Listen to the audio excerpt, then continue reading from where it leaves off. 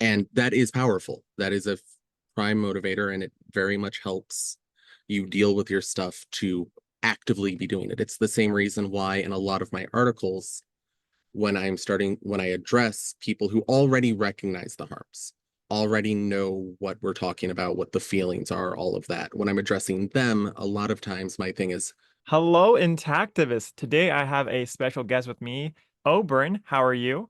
I'm all right. It's been a pretty good week. All right, awesome. So, for those who don't know you, who are you? I am a 34-year-old. I am a new, I guess you would call me, activist blogger. I kind of oopsed my way into this. I've been writing intactivist content for the past month and still been doing pretty good at keeping a weekly upload schedule. It all started for me out of a sort of like just trauma processing, and I needed to get it public. And then I got picked up by people and people found it useful. So now I'm going to keep going. All right. So I've been adjacent to the community probably since I was 20 something, but it wasn't until recently that my brain went, no, you need to process this. And then I just started writing. Okay, so you've been in the movement though for like you said, like 13 years-ish? Yeah, I've been adjacent to it. I've always spoken up when it came up, but I wasn't actively trying to change minds. It was more someone brings up circumcision in a conversation. It's like, hey, don't do this. This is all the things. Not where I am now, where I'm actively going out and I'm doing hey, no, think about this. This is what you need to think about. So that was kind of like what made you pull the trigger and start posting and blogging. Yes, it Okay. was a basically this past year, I finally got medicated for ADHD. And apparently, my ADHD was doing a lot of work suppressing everything that I was feeling in terms of trauma from the circumcision, all of that. And then once the ADHD was properly medicated and under control, my trauma went, you need to deal with me, or you're not going to like what happens next. And so it's been this past year has been kind of hell of dealing with it. And I kind of hit the point of what made me start writing is I hit a point where it truly felt like the pressure from the world around me that men don't complain, this isn't a thing, you're overreacting, all of that pressure to be quiet felt like it was killing me. So I have at the very least decided no, no one else gets to say men don't complain again anymore, because I will be here and I will complain as loudly as you need me to until you actually get it. That's super cool and many would say brave, honestly. So is blogging therapeutic for you then? It I find it therapeutic, and that the very first couple articles were absolutely therapeutic for me, but it's also a lot of I'm working on in the background a few that are less therapeutic and more targeted messaging. Like one thing that I really am working on and trying to kind of get a handle on is I want to do a longer piece, and this is probably like a month or two out still. That is just going through this is what intact anatomy is. This is what doctors should be learning in medical textbooks about intact anatomy. This is what was taken, just the full breakdown of that. And that's more of I see it as an educational piece than therapeutic because it's not anything I don't inherently internally know, but needs the like data, the diagrams, the backup in order for anyone else to actually understand what I'm trying to tell them. Okay, so where are you blogging at for people who don't know? I am a blogger on Medium. I also am putting up and I will share both the links to the Medium stuff across Facebook and Instagram, as well as I do every week as part of the promo cycle for the article is I will do like several days of excerpts are posted to Facebook with the link to just try and get people to click, as well as on Instagram, I will typically go through and I will kind of cut up basically the article, depending on how long the article ended up being, where I'll cut it up and put it into infographics because those play better on Instagram. Okay. So I actually do have a fan question, which would fit in perfectly here. They asked why post on Medium over alternatives like Substack? Substack does have a whole pressure to sign up for the mailing list of it all, which can be a bit of a barrier to entry. The And that would be the good reason to say, if that had been why I did it from the beginning. The real reason I did it from the beginning was brief research. Medium has slightly better social media platform sharing, like just built in. And my goal at the time when I published the first article is I was basically calling my parents' bluff on the you can say you are fully allowed to tell your story, etc. So I was calling their bluff of, really? You really think this is okay? All right. So I was looking for something that was just the easiest to share with social media and didn't have anything resembling a barrier before it let you read the words. Okay, well, have you ever thought of branching out and using more mediums than just Medium? I have. I've been considering Substack and going into something that would let give me more support for a direct mailing list in case that is a been a lot of just the timing and getting the all right, well, I need to go and do all the cross posting and then which link will end up being promoted over the others, depending on that.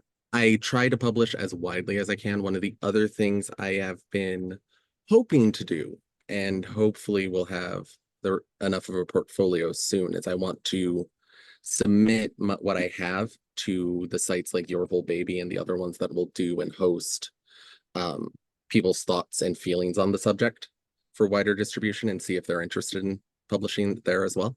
Okay, yeah, that's awesome because I was actually thinking about Glenn from Foreskin Stories and if you reached out to him. I had not. That's actually not one of the things I had actually heard of before this moment. There are so many little intactivist groups out there that it is very easy to miss people. Oh, absolutely. I miss people all the time, actually. Yeah. I think I caught up with mostly everybody, hopefully. But yeah, no, you got Glenn from Foreskin Stories. You have Voices from Intact America. I don't know if Your Whole Baby has a share your trauma story or share your thoughts on circumcision. They they have a lot of articles because that's where I found out and got a lot of information. And I have Your Whole Baby's website is a lot of resources for me for both what goes into the article because they tend to be very approachable looking, as well as when dealing with my family, they have been the like key resource of the no, go here, look at this.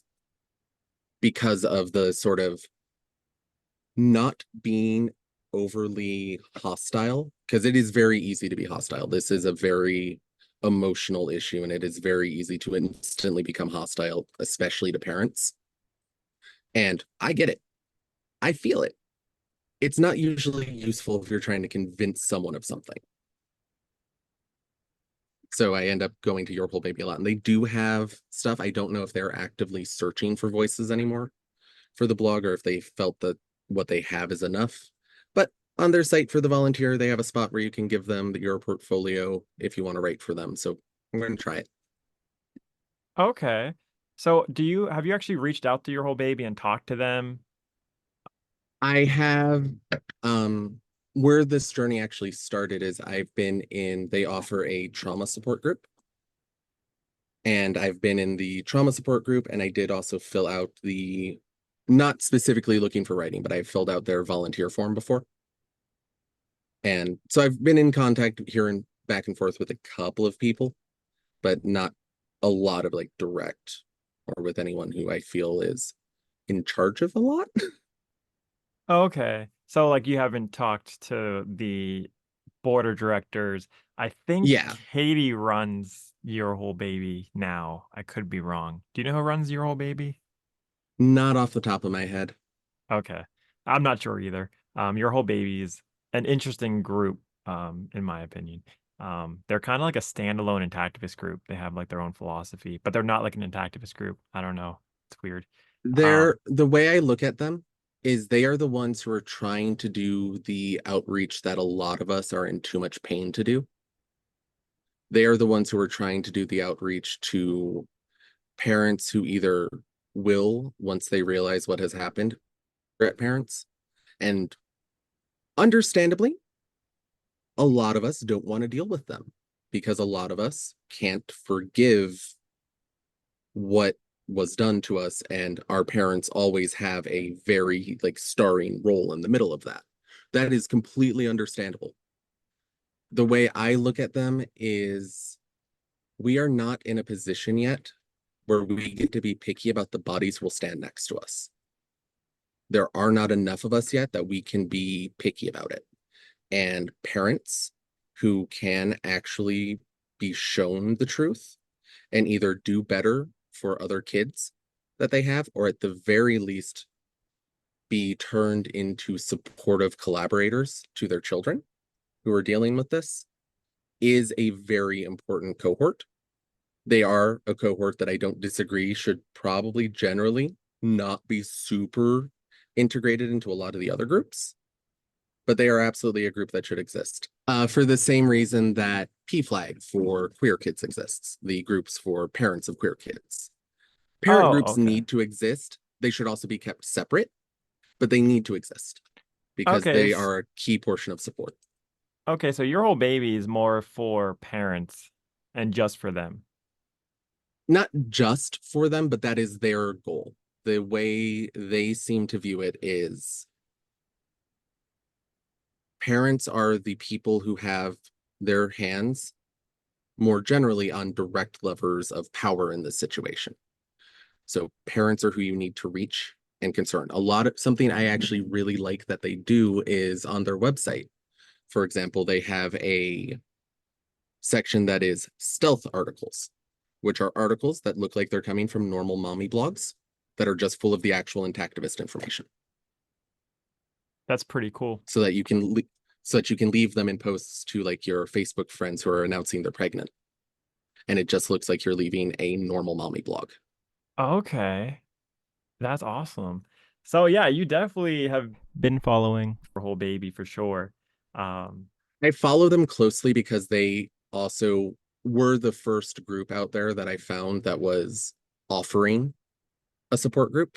I would not have found the legitimately more useful to me Reddit circumcision grief support group had I not gone through Your Whole Baby first, because it was through their Facebook support group that I found out that one even existed. okay. That's interesting because not a lot of people actually mention circumcision grief on this channel because it's more like a support group than an activist group, I think. How would you describe circumcision grief for those who don't know what it is? Circumcision grief absolutely is a support group, but a lot of intactivism is we are dealing with deeply hurt and traumatized people. It is why it is such a passionate community, even as small as we are, is we were, for the most part, because there are those intact comrades who will help us, but by and large, we are made up of men who were harmed by this. And personally, I feel you cannot be an effective activist if you are too involved in your own emotionality of the topic. You absolutely need to be passionate. You need to care about what you're doing. But if you get too wrapped up in your emotionality, you are more likely to snap when you are faced with the natural opposition that comes across any activist group. You're more likely to snap back into emotional rhetoric that makes you feel better in the moment, but does absolutely nothing to help further the cause and might, in fact, cause people to dig in heels and hurt the cause.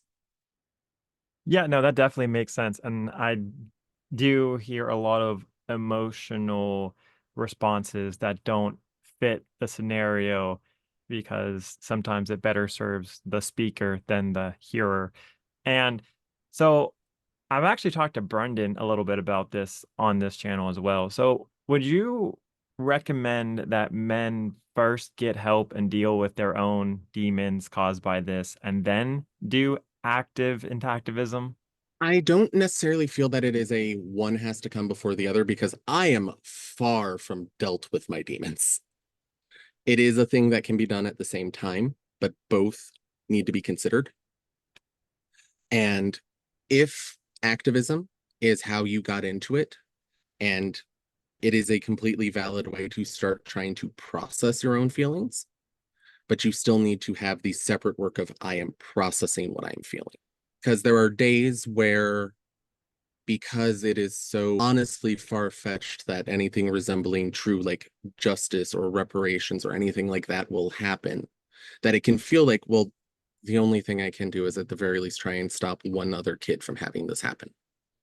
And that is powerful. That is a prime motivator, and it very much helps you deal with your stuff to actively be doing it. It's the same reason why in a lot of my articles, when I address people who already recognize the harms, already know what we're talking about, what the feelings are, all of that. When I'm addressing them, a lot of times my thing is look into grief,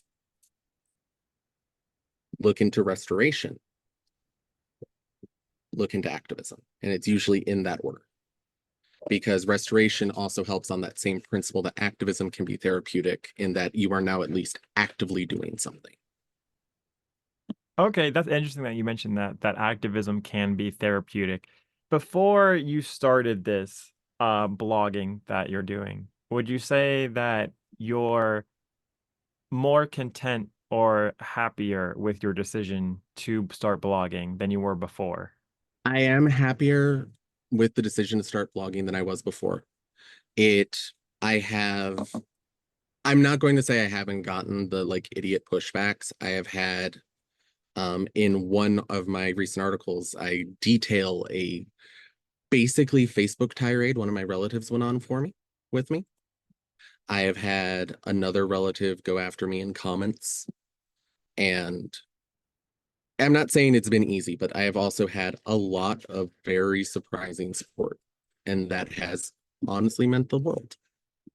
And it has really helped with the okay, apparently, if we do actually say stuff, there are more of us than we think. Okay, yeah, for sure. Hopefully you're meeting cool people too, because when you start going out there in the world, you start meeting really cool people. I've definitely met some really awesome Yes, people. So well, like, what is your advice to intactivists to actually start doing something? Like, if you're talking, because a lot of intactivists don't do a lot. I don't know if you noticed that, but what would be your advice to them? my advice primarily would be do something. It has to be something tangible. It has to be something public. This it almost never works, but this absolutely isn't something you can vote with your wallet or do the, well, I bought the thing type of activism.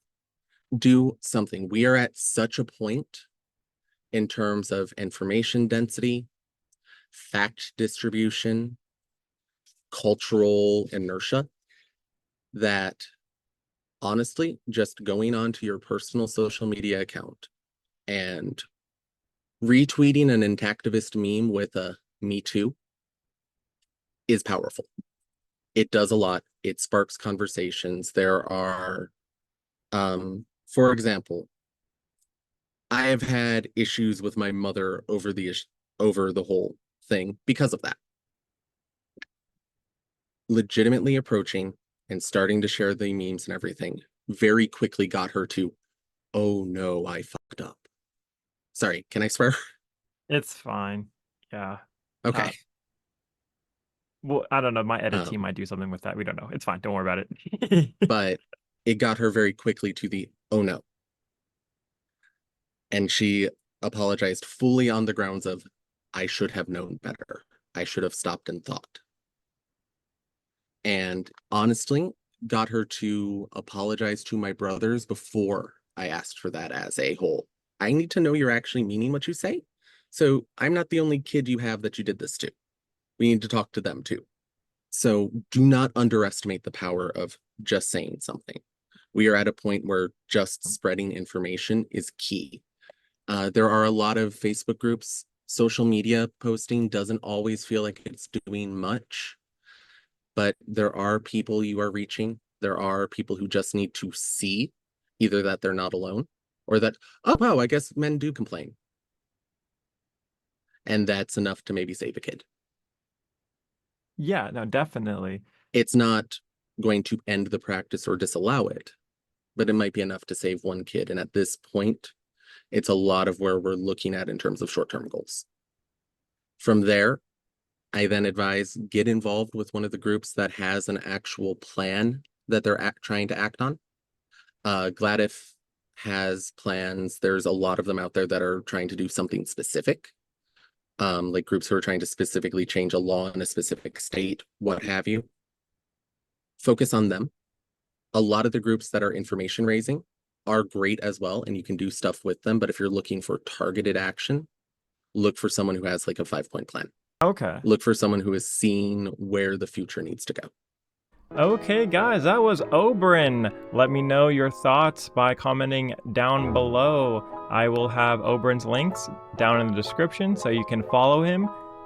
Please give this a like to push Oberyn's message further, and subscribe so you don't miss part 2 and our other interviews that we are releasing every single week. Thank you so much for watching. Bye!